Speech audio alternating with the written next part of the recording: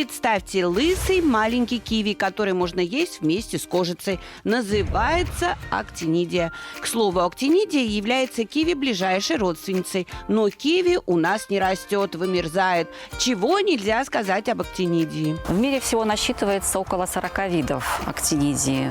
В Беларуси выращивается всего лишь 4, но наиболее такую ценность представляют 2 вида. Актинидия каламикта, лиана длиной до 10 метров, весьма декоративна. Это биологическая особенность каламикты. В конце мая появляется белый лист, а потом он окрашивается в ярко-малиновый. Актинидия аргута – это самая мощная лиана, может вырасти до 30 метров. Листья у нее более плотные и глянцевые. Актинидия – культура долговечная, поэтому и опора для нее нужна прочная. Ей необходима опора и последующая формировка.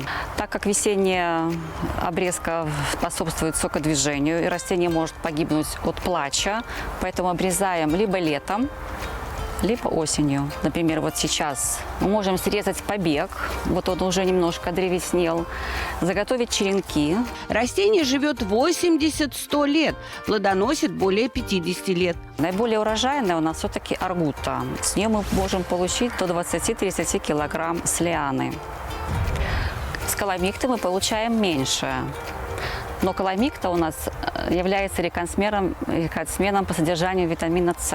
Пересадку актинидия не любит, поэтому место ей надо сразу выбирать постоянное. Постарайтесь расположить эти растения вдали от деревьев. Длинные приросты актинидии способны сильно оплетать все вокруг, и бороться с этим плетением будет сложновато. Актинидия предпочитает возвышенные места, так как не выдерживает затопления, корневая система. Солнечные места. Хотя сухости актинидия тоже не любит. Влага является основной потребностью лианы. Сухие засушливые годы мы проводим полив. 10-12 литров под каждое растение, либо дождевание.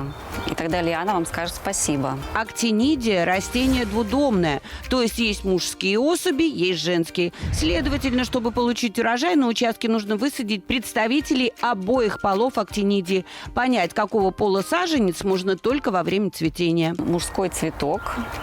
В нем отсутствует пестик. Один из главных плюсов актинидии – она является экологически чистой культурой, то есть выращивается без пестицидов.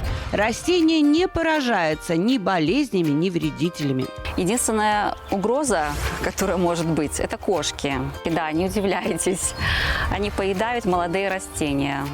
Поэтому я бы посоветовала при посадке молодых растений на даче укрывать защитными какими-то сооружениями.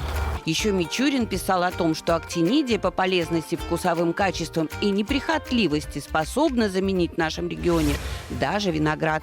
Удачи!